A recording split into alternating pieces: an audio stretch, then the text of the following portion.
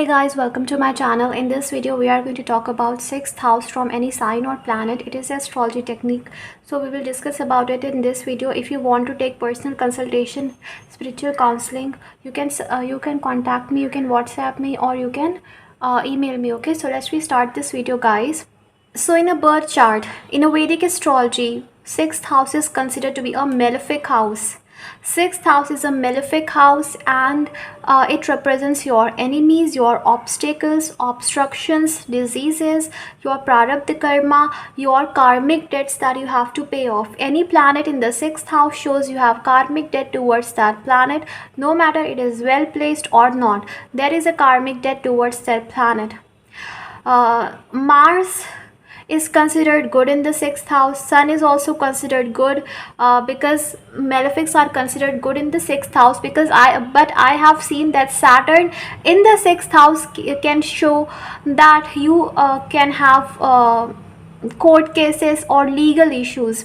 So this thing I have seen. So Saturn is generally not considered good, because Saturn is a karmic planet. As we all know, sixth house is a house of litigation, and if basically Sun is involved anywhere with Saturn making any connection, then it can give you court cases, litigation, and everything like that. Okay, so sixth house is a malefic house. You should never marry a person who has ascendant or moon or Navamsha ascendant or moon in the sixth house, because if you do that, then the person will only be like your enemy and there will be no compatibility. For example, you have Gemini sign and Scorpio sitting here, then definitely you get really hurt by your enemies. Your enemies really affect your emotional state, mental state, and you really have fear of your enemies. Okay, definitely you fear obstacles. You really fear obstacles. You want a smooth life and you really fear obstacles.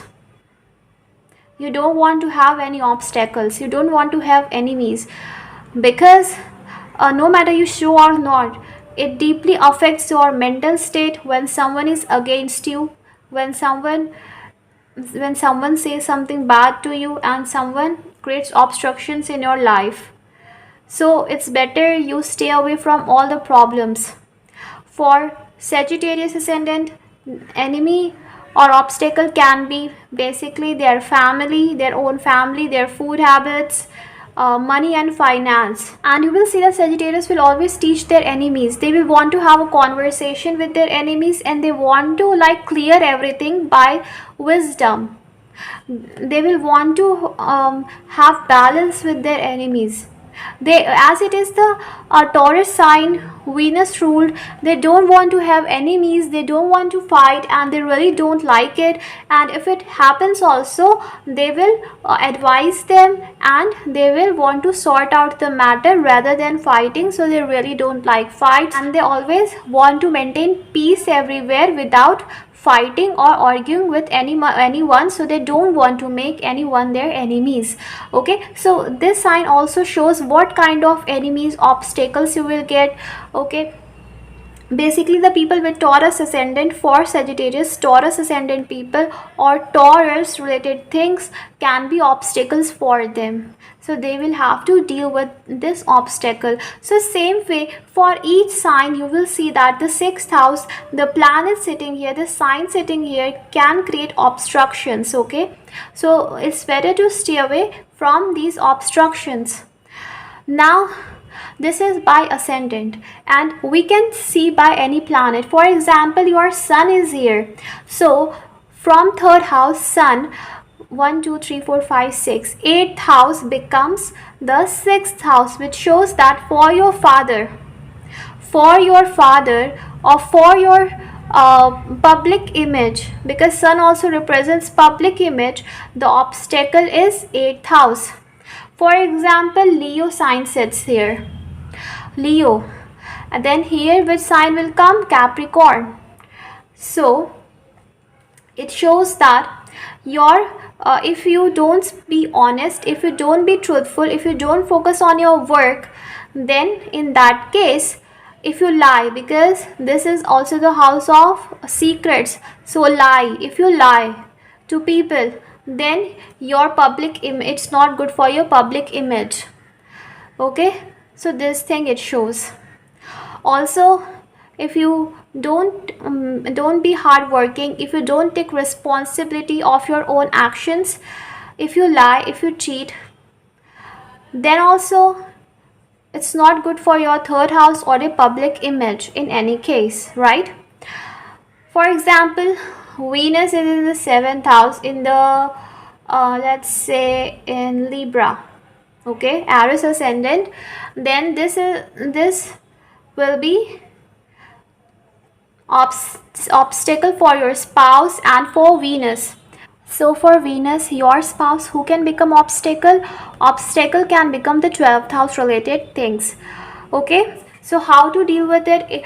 As 6th house shows karmic debt, as 6th house relates to prarabdha karma, that's why from Venus, the prarabdha karma of a spouse or Venus, here we are talking about you only, not spouse. So the prarabdha karma is that you should always donate money to pay, you should always do some charity and donate money. For example, Jupiter is here, so you can donate money to some priest or in the religious places. If Mercury is here, then to children, so you should definitely donate money, although after you do it, it may create some issues because you are paying off the karmic debt, but at the end it will be very good remedy because you will pay off your karma.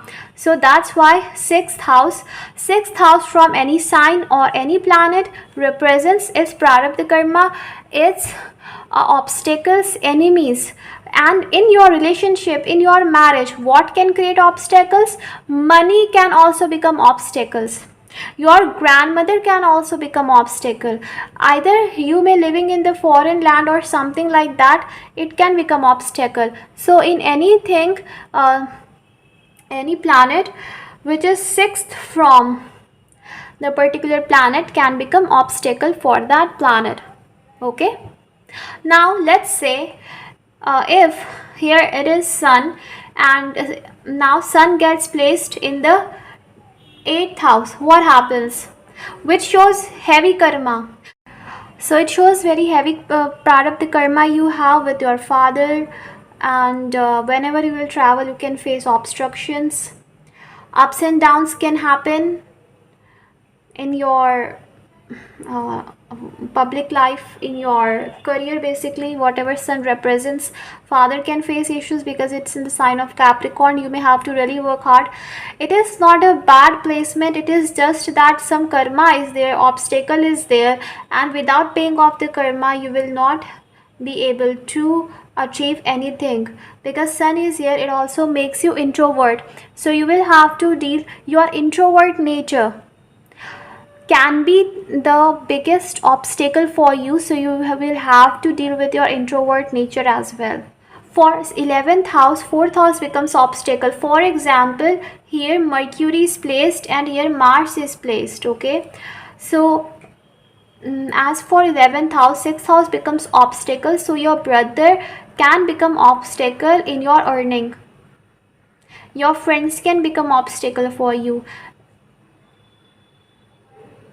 so that thing can happen.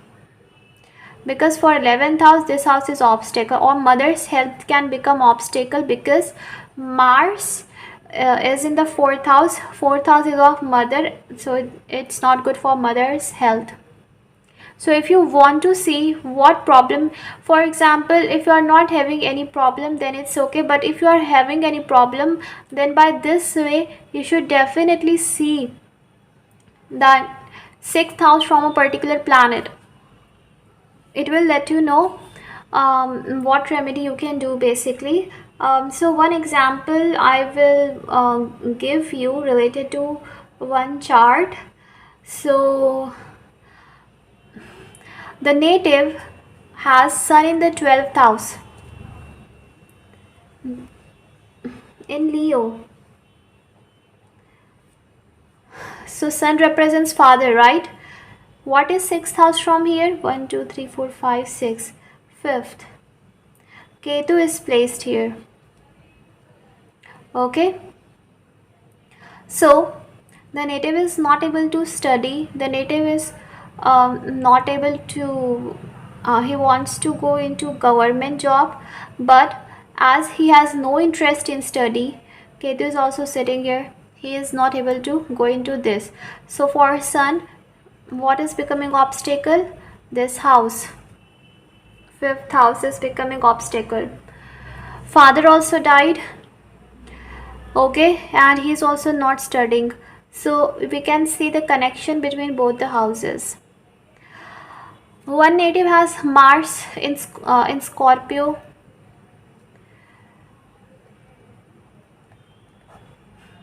in the 11th house here, okay, 1 2 3 4 5 1 2 3 in the 11th house. Mars here, which sign comes here? Aries, right? Aries comes here. 4th house also represents mother. So because of her earning, mother is facing issues. Because of her, she is also having anger issues. So she is very much dependent on her mother for everything. So as she has started earning, mother is facing issues. Okay. So by this way we can see both the houses are connected. So if you want to find any problem that you are facing in your life, then you have to see what is causing that issues. For example, someone has Jupiter in the 6th house, Ketu in the 11th house, okay, 6th places away, 6th from the 6th. Now what creates problem for the native? Jupiter, 6th house, which is the lord of the 7th house. The obstacle is the native's detached behavior. Because it's in the sign of Aries, anger issues. Ketu is in the sign of Aries, anger issue. Okay, detachment. All these things are obstacle for the native marriage. If the native becomes kind, selfless, and a good person, and utilizes the Ketu in a proper manner, then the native's marriage will also become good. Same way for the girl who has Mars in the Scorpio and here Aries, if she becomes self-dependent, if she is not dependent on anyone, on her mother, then definitely this problem will also be solved. So you have to deal with the house and the planet that is sitting 6th from any planet or the house very carefully. From ascendant, 6th house is this, so always deal with your 6th house very properly. You have to deal with the 6th house. Don't create karmic debt anymore. Be selfless, be kind, and don't do anything wrong related to that house. So I hope this video was helpful, guys. Please don't forget to subscribe. Take care. Bye.